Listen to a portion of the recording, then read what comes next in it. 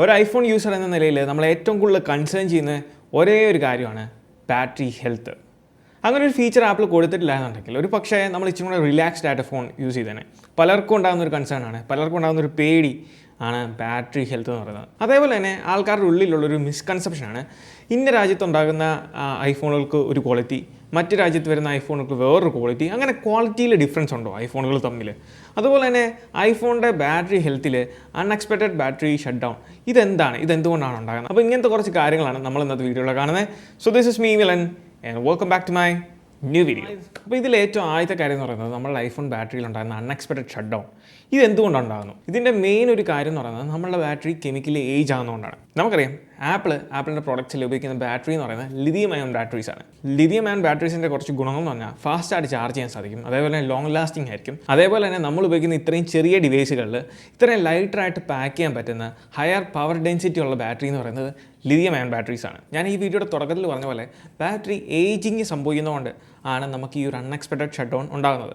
അതിൽ നിങ്ങൾ പ്രധാനമായിട്ട് ശ്രദ്ധിക്കേണ്ട കുറച്ച് കാര്യങ്ങൾ എന്ന് പറഞ്ഞാൽ നമ്മുടെ ബാറ്ററി എങ്ങനെ ഏജ് ആയി എന്ന് നമ്മൾ അറിയുന്നതിന് രണ്ട് കാര്യങ്ങളുണ്ട്. ഒന്ന്, നമ്മുടെ ബാറ്ററി ഹെൽത്ത് നോക്കുമ്പോൾ നമുക്കറിയാൻ സാധിക്കും.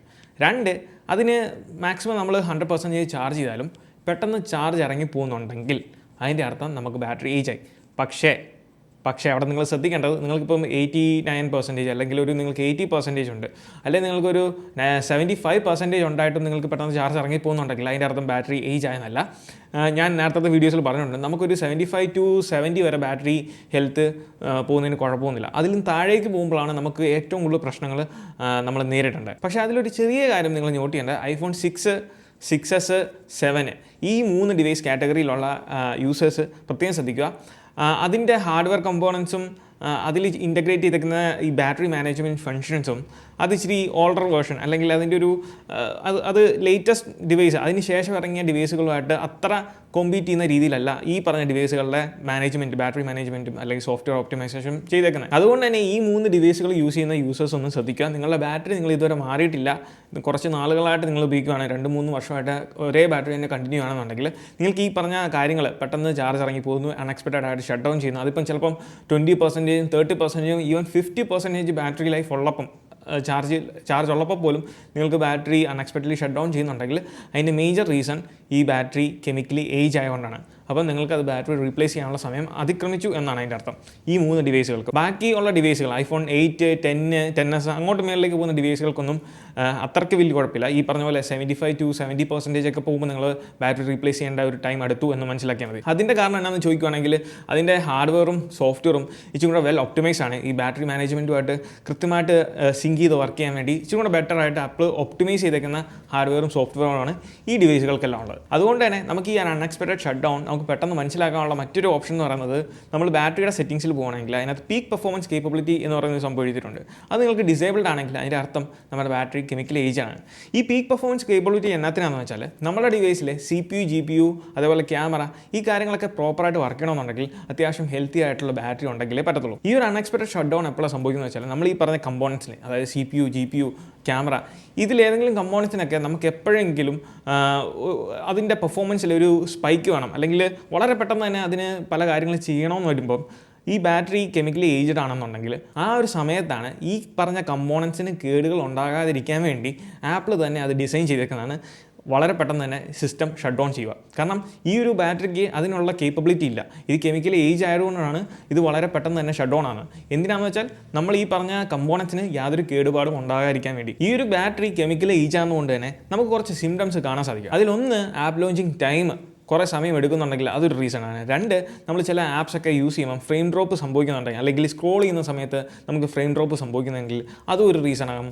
ചില സമയത്ത് നമുക്കറിയാം ബാറ്ററി കണ്ടമാനം ചുട്ടുപഴുത്തിരിക്കുകയാണെന്നുണ്ടെങ്കിൽ നമ്മളിപ്പോൾ ഗെയിമൊക്കെ കളിക്കുകയാണെന്നുണ്ടെങ്കിൽ നമ്മളുടെ ഡിസ്പ്ലേ ഓട്ടോമാറ്റിക്കലി വെട്ടം കുറയും. നമ്മളത് കൺട്രോൾ സെൻറ്ററിൽ നിന്ന് ആക്സസ് ചെയ്യാൻ നോക്കിയാലും വെട്ടം കൂട്ടാൻ നോക്കിയാലും വെട്ടം കൂടത്തില്ല. അതിൻ്റെ കാര്യം എന്ന് വെച്ചാൽ ഈ ബാറ്ററി അൺഈവനായിട്ട് ഹീറ്റ് ആയിരിക്കുന്നതുകൊണ്ടാണ്. അൺഈവനായിട്ട് ബാറ്ററി ഹീറ്റ് ആകുന്നുണ്ടെങ്കിൽ അത് ഈ ബാറ്ററി കെമിക്കലി ഏജ് ആകാൻ സഹായിക്കുന്ന ഒരു ഘടകമാണ്. അതേപോലെ തന്നെ ബാറ്ററി അൺഈവൻ ഹീറ്റ് ആയിട്ടിരിക്കുമ്പോൾ സംഭവിക്കുന്ന ഒരു കാര്യമാണ് നമ്മുടെ ഫ്ലാഷ് വർക്കാകത്തില്ല. നമ്മുടെ ക്യാമറ ആപ്പിനകത്ത് നമ്മൾ ഓപ്പൺ ചെയ്ത് ഫ്ലാഷ് ഓണാക്കാൻ നോക്കിയാൽ ഡിസേബിൾ ആയിട്ടിരിക്കുന്നത് കാണാൻ സാധിക്കും. കാര്യങ്ങൾ ഇങ്ങനെയൊക്കെ ആണെങ്കിലും ആപ്പിൾ ന്യൂവർ ഡിവൈസുകളിൽ ഇത് കൃത്യമായിട്ട് മാനേജ് ചെയ്തിട്ടുണ്ട്. ഇപ്പോൾ ഒരു പവർ ഡെലിവറിനെ കൃത്യമായിട്ട് ഈക്വലൈസ് ചെയ്യാൻ വേണ്ടി അവർ ചെയ്തേക്കുന്ന കുറച്ച് കാര്യങ്ങൾ, ചില പോയിന്റ്സ് എന്ന് പറയുന്നത് പറയുന്നത് നമ്മളുടെ സെല്ലുലാർ കോളിംഗ് ക്വാളിറ്റി, അതേപോലെ തന്നെ ഫോട്ടോ വീഡിയോ ക്വാളിറ്റി, GPS-ൻ്റെ ആക്യുറസി, അതേപോലെ തന്നെ നമ്മളുടെ കുറച്ച് സെൻസേഴ്സ് ഉണ്ടല്ലോ, ആക്സിലറോമീറ്റർ, ജൈറോസ്കോപ്പ്, അങ്ങനത്തെ ഉള്ള കാര്യങ്ങൾക്കൊന്നും യാതൊരു കുഴപ്പവും അല്ലെങ്കിൽ അതിലൊരു വ്യത്യാസവും കൂടാതെ തന്നെയാണ് ആപ്പിൾ അത് മാനേജ് ചെയ്യുന്നത്. കാരണം ഇതൊക്കെ നമുക്ക് അത്യാവശ്യമായിട്ട് വേണ്ട കാര്യങ്ങളാണ്. അത് ന്യൂവർ ഡിവൈസുകളിലാണ് ഇത് ഏറ്റവും കൃത്യമായിട്ട് അവർ ബാലൻസ് ചെയ്തേക്കുന്നത്. ഞാനിവിടെ എക്സ്പ്ലെയിൻ ചെയ്ത എല്ലാ കാര്യങ്ങളും ആപ്പിളിൻ്റെ സൈറ്റിൽ കൃത്യമായിട്ട് കൊടുത്തിട്ടുണ്ട്.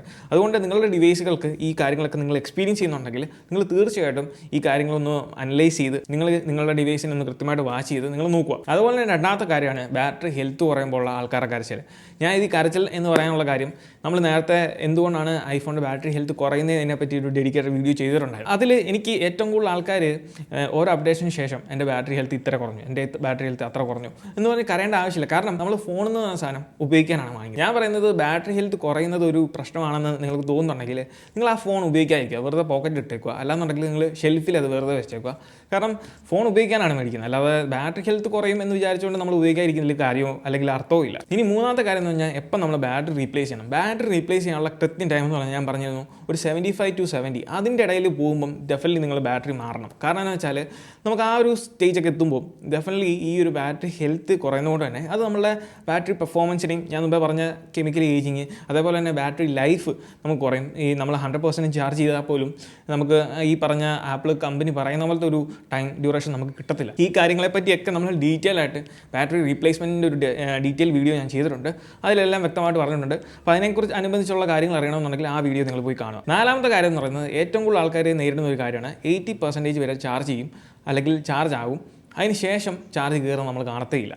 അതിൻ്റെ മേജർ റീസൺ എന്ന് പറയുന്നത് ഞാൻ പറഞ്ഞിരുന്നു, നമ്മളുടെ ഡിവൈസിൽ ഒപ്റ്റിമൈസ് ബാറ്ററി ചാർജിംഗ് എന്ന് പറയുന്ന ഒരു ഓപ്ഷൻ തന്നെ നമ്മളുടെ സെറ്റിങ്സ്, ബാറ്ററിയുടെ സെറ്റിങ്സിൽ നമ്മളുണ്ട്.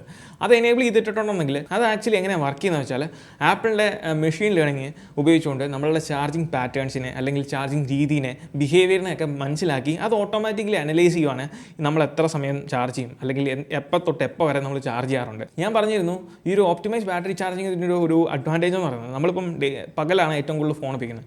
ആ ഒരു സമയത്ത് അപ് ടു 80% വരെ ചാർജ് ചെയ്യുക. അതാണ് അതിൻ്റെ ഒരു കോൺസെപ്റ്റ്. അതുകൊണ്ട് തന്നെയാണ് നമ്മൾ മിക്കപ്പോഴും പകൽ സമയത്ത് അപ് ടു 80% വരെ, അല്ലെങ്കിൽ മിക്ക യൂസേഴ്സിനും 80% വരെ ചാർജ് ആകാറുള്ളൂ. അതിന് ശേഷം നമ്മൾ കുത്തിയിട്ടാൽ പോലും, മണിക്കൂറുകളോളം കുത്തിയിട്ടാൽ പോലും അത് ചാർജ് കയറത്തില്ല. ഇനിയിപ്പം ചില കേസുകളിൽ ഇതൊരു സോഫ്റ്റ്വെയർ ബഗ് കൊണ്ടും ഉണ്ടാകാനുള്ള ചാൻസ് ഉണ്ട്. അങ്ങനെ വരുന്ന സ്ഥിതിക്ക് നിങ്ങൾക്ക് എന്താ ചെയ്യാൻ പറ്റുന്നത്, നിങ്ങൾ റീസെറ്റ് ഓൾ സെറ്റിങ്സ് ചെയ്യുക. ഇനി അതുമല്ല എന്നുണ്ടെങ്കിൽ നിങ്ങൾക്ക് ചെയ്യാൻ പറ്റുന്ന ഒരു കാര്യം ഞാൻ ഇന്നലെ വീഡിയോയിൽ പറഞ്ഞു, നമ്മുടെ ഫോൺ റീസ്റ്റോർ ചെയ്യുക, സോഫ്റ്റ്വെയർ റീസ്റ്റോർ ചെയ്യുക. അപ്പം ഡാറ്റ മുഴുവൻ ബാക്കപ്പ് എടുത്തിട്ട് നിങ്ങൾ കംപ്ലീറ്റ് സോഫ്റ്റ്വെയർ റീസ്റ്റോർ ചെയ്ത് നോക്കുക. ഇത് രണ്ടും ചെയ്താൽ ഏതെങ്കിലും ഒരു മെത്തേഡ് നിങ്ങൾക്ക് ഡെഫിനറ്റ്ലി വർക്ക് ആവുന്നതായിരിക്കും. ഇനി അഞ്ചാമത്തെയും ഏറ്റവും അവസാനത്തെയും കാര്യം എന്ന് പറയുന്നത് ഐഫോണിൻ്റെ ക്വാളിറ്റി. പലരും പറയുന്ന കാര്യമാണ്, ഇപ്പം ദുബായിൽ നിന്ന് അല്ലെങ്കിൽ UAE നിന്ന് മേടിക്കുന്ന ഫോണുകൾക്ക് ഒരു ക്വാളിറ്റി, ഇന്ത്യയിൽ മേടിക്കുന്ന ഫോണിൻ്റെ വേറൊരു ക്വാളിറ്റി, അല്ലെങ്കിൽ USA നിന്ന് വാങ്ങുന്ന ഫോണുകൾക്ക് വേറൊരു ക്വാളിറ്റി, അങ്ങനെയൊക്കെ ഉണ്ടോ എന്നുള്ളത്. സത്യത്തിൽ അങ്ങനെ ഒരു സംഭവം ഉണ്ടോ? നിങ്ങൾ ഒരു കാര്യം മനസ്സിലാക്കുക, ആപ്പിൾ എന്ന് പറയുന്ന കമ്പനി, ഓക്കെ, അവർക്കൊരു റെപ്യൂട്ടേഷൻ ഉണ്ട് അല്ലേ? ഒരിക്കലും ഒരു കമ്പനി അവരുടെ റെപ്യൂട്ടേഷൻ കളഞ്ഞു കുളിക്കത്തില്ല. എസ്പെഷ്യലി ഇത്രയും $1 ട്രില്യൺ വില മതിക്കുന്ന ഒരു കമ്പനി. ആപ്പിൾ എന്ന് മാത്രമല്ല, ഒരു കമ്പനി, ഇപ്പോൾ സാംസങ്ങോ അല്ലെങ്കിൽ വിവോയോ ഓപ്പോ ആണെങ്കിൽ പോലും ഒരിക്കലും ഒരു കമ്പനി അവർ പല ക്വാളിറ്റിയിൽ ഇതുണ്ടാക്കത്തില്ല. കാരണം ഇത് നമ്മൾ അച്ചാർ ഉണ്ടാക്കുകയോ അല്ലെങ്കിൽ ബിരിയാണി ഉണ്ടാക്കുകയോ അല്ല, പല ക്വാളിറ്റിയിൽ പല ക്വാണ്ടിറ്റിയിൽ ഇത് ഉണ്ടാക്കാൻ. നമ്മളിവിടെ മനസ്സിലാക്കേണ്ട ഒരു കാര്യം എന്ന് പറഞ്ഞാൽ ആപ്പിളിൻ്റെ ഡിവൈസുകൾ മാനുഫാക്ചർ ചെയ്യുന്നത് ചൈനയിലാണ്. അറൗണ്ട് ദ വേൾഡ് ഒരു 80% അവരുടെ പ്രൊഡക്ട്സ് ഡിസ്ട്രിബ്യൂട്ട് ചെയ്യുന്നത് ചൈനയിൽ നിന്ന് തന്നെ മാനുഫാക്ചർ ചെയ്തവരാണ്. ചൈനയിലെ 2 കമ്പനികൾ, ഒന്ന് ഫോക്സ്കോൺ അതുപോലെ പെഗട്രോൺ, ഈ പറഞ്ഞ 2 കമ്പനീസാണ് ആപ്പിളിൻ്റെ ഡിവൈസുകളെല്ലാം മാനുഫാക്ചർ ചെയ്യുന്നത്.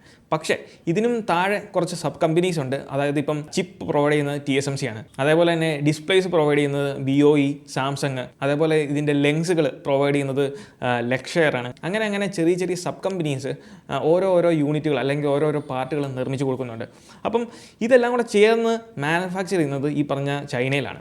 ഇന്ത്യയിൽ മാനുഫാക്ചറിങ് ഇല്ല, ഇന്ത്യയിൽ ആകെ അസംബ്ലിങ് മാത്രമേ ഉള്ളൂ. അതായത് ചൈനയിൽ നിന്ന് നമുക്ക് വേണ്ട പാർട്ടുകളെല്ലാം വരും, അത് ഇന്ത്യയിലെ ഫോക്സ്കോണിൻ്റെ അസംബ്ലി ഫാക്ടറി വെച്ച് ഇത് അസംബ്ലി ചെയ്യും, ഇത് കൂട്ടി യോജിപ്പിച്ച് കൊടുക്കുന്നു അല്ലെങ്കിൽ സെല്ല് ചെയ്യുന്നു. അത്രേ ഉള്ളൂ ഇന്ത്യയിലെ പരിപാടി എന്ന് പറഞ്ഞാൽ. അതുകൊണ്ട് തന്നെ ആപ്പിൾ എന്ന് മാത്രമല്ല, ഒരു കമ്പനീസും അവർ പല രാജ്യത്തേക്ക് കയറ്റി വിടുന്നുണ്ടെങ്കിലും പല ക്വാളിറ്റിയിലല്ല കയറ്റി വിടുന്നത്. രണ്ടാമത്തെ കാര്യം, ക്വാളിറ്റിയിലല്ല ഡിഫറൻസ്, പിന്നെ നെറ്റ്വർക്ക് ബാൻഡിലാണ് ഡിഫറൻസ്. ഞാനത് ഡിഫറെൻറ്റ് ഐഫോൺ വേർഷൻ എന്ന് പറഞ്ഞൊരു വീഡിയോ തന്നെ അതിനെ ഡെഡിക്കേറ്റ് ചെയ്തിട്ടുണ്ട്. അതിൽ ഞാൻ കൂടുതൽ കാര്യങ്ങൾ ഇതിനെപ്പറ്റി ഇൻഡെപ്തായിട്ട് എന്തൊക്കെയാണ് വ്യത്യാസം, ജാപ്പനീസും ഹോങ്കോങ്ങും ഇന്ത്യൻ വേർഷൻസും അല്ലെങ്കിൽ അമേരിക്കൻ വേർഷനും തമ്മിലുള്ള ഡിഫറൻസ് എന്താണെന്നുള്ളത് ഞാൻ ഡീറ്റെയിൽ ആയിട്ട് പറഞ്ഞിട്ടുണ്ട്. അതിൻ്റെ ലിങ്കും ഞാൻ താഴെ ഡിസ്ക്രിപ്ഷനിൽ കൊടുക്കാം. അവിടെ പോയി നിങ്ങൾക്ക് ഇതിനെപ്പറ്റി ഡീറ്റെയിൽ ആയിട്ട് മനസ്സിലാക്കാം. അപ്പോൾ ഇതുപോലുള്ള മോഡത്തിൻ്റെ കാര്യത്തിൽ മാത്രമേ ഉള്ളൂ ഏറ്റവും കൂടുതൽ ഡിഫറൻസ് വരത്തുള്ളൂ. ബാക്കി എല്ലാ കാര്യങ്ങളും നിങ്ങളുടെ ചിപ്പായാലും അല്ലെങ്കിൽ അതിനകത്ത് റാം ആയാലും എല്ലാ കാര്യങ്ങളും ഓൾമോസ്റ്റ് സെയിം ആണ്, ഒരു ഡിഫറൻസും ഇല്ല. അപ്പോൾ അതാദ്യം നിങ്ങൾ മനസ്സിലാക്കുക. അപ്പോൾ ഞാൻ ഈ പറഞ്ഞ കാര്യങ്ങളൊക്കെ നിങ്ങൾക്ക് മനസ്സിലായെന്ന് വിചാരിക്കും. സോ ഈ വീഡിയോ ഇഷ്ടമായെങ്കിൽ തീർച്ചയായിട്ടും പോയി നമ്മൾ ലൈക്ക് ബട്ടൺ സ്മാഷ് ചെയ്യുക. ഇതുവരെ നമ്മുടെ ചാനൽ സബ്സ്ക്രൈബ് ചെയ്യില്ലെങ്കിൽ ആപ്പ് റിലേറ്റഡ് ആയിട്ടുള്ള ന്യൂസിനും വീഡിയോസും നമ്മുടെ ചാനൽ സബ്സ്ക്രൈബ് ചെയ്യുക. So once again, this is me Milan. Catch you guys in the next video. Till then, peace.